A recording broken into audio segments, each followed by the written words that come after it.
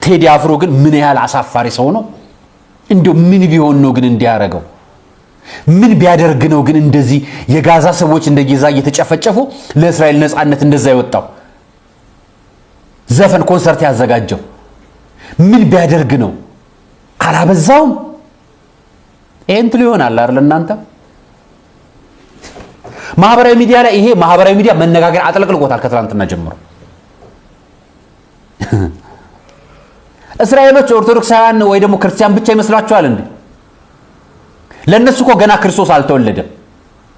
አልተወለዳቸላቸው ክርስቲያኖችን ብታያቸው በቁጥር በጣም አናሳ ናቸው ኢትዮጵያ ሆነው ጋዛና እስራኤል ሲጣሉ ሙስሊሞቹ የጋዛን ባንዲራ ይዛችሁ ሲጸልዩ ነገርን ሁሉ ወስደን መዘን ስበን ሃይማኖት ላይ ለጥፈን ከዛን መበጨቃጨቃና የሆነ መነጋገሪያ አጀንዳ እንፈልጋለን ስለደገፍኩት ስላልደገፍኩት ምንም አላመጣ እምነግራችሁ ግን እኛ ያለንበት ውርደት ነው ቴዲ አፍሮ ኮንሰርት አዘጋጀ የት እንግሊዝ ነው ጭቅጭቅ ነበር እኔ እዚህ ሆኖ በጣም ብዙ የእስልምና ወንድሞች ስትቃወሙ ጋዛ እስራኤል እንትን የጨፈጨፈች ስትሉ እስኪ ገለጥ አርጋችሁ አንብቡ ሂዱ ዩቲዩብም ላይ ሂዱ ፌስቡክም ላይ ሂዱ ቴሌግራምም ላይ ገብታችሁ አንብቡ ትዊተርም ላይ ገብታችሁ አንብቡ ምን ያህል ክርስቲያን እንዳለ ጋዛ ውስጥ ምን ያህል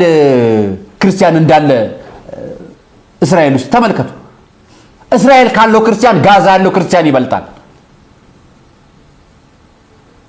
መሳሪያ የሌለው ህዝብ ነው ያለው ጦርነት የትም ቦታ ቢሆን ሰባዊነት ነው ሊቀድም የሚገባው ያንተ ሰባዊነት አጠገበ በብት ውስጥ የደበከውን ተተ የሩቁን የምትመለከተው ማን ስለሆንክ ነው እኔ ጥያቄ አማራ ክልል ትግራይ ክልል ሌላም ክልል በእያንዳንዱ ክልል ስለሚሞቱት ስለሚገደሉት በጦርነት በስቃይ ውስጥ ስላሉ ሰዎች አንተም ተመልከት ያኔ ያንተን አልፈር ሌላውን ተናገራለህ የራስ ሰላም ስታሰፍን ውጣ እስራኤል እዚሁ ያለን መገናኛ አካባቢ ሂድና ውጣ ሰልፍ እስኪ ውጣ ሂድ ተቃውሞ አሰማ እስኪ ሳታደርግ ሰውየው እዛ የሚሄድበትን ጉዳይ አጀንዳ መነታረቂያ አድርገህ ከሃይማኖት ላይ ለጥፋ አምጥተህ ትጣላለህ ማህበራዊ ሚዲያ ላይ ደሞ አብለሰትን ሙቀጨን በዚህ ፎቶ ልትናገሯት ትፈልጋላችሁ እየመሰገንኳት አይደለም እስኪ እንደው ከተናገራችሁ አይቀር እንደው ጋዛ ነው አይደለም እንደዚህ ሄዶ እስራኤል ነው አይደለም እንደሚያደርገው ኢትዮጵያ ሚሊኒየም አዳራሻው ሽርጉድ የሚባል ትኬት ተዘጋጅቶላችኋል ጎሳዬ ተስፋ ኤፍሬም ታምሮ አለማየሁ ሪፖ ሜላት ቀለም ወርቅና ሌሎችም ያሉበት ሽርጉድ ሚያዝያ 18 ሊካሄድ ነው እስኪ ተቃውሙት 3 ትውልድ የሚገናኝበት የሙዚቃ ኮንሰርት ነው 250 ሺህ ብር መግቢያ ትኬት ተዘጋጅቶለታል ለ50 ሰው ቪቪአይፒ ተብሎ ማለት ለ50 ሰው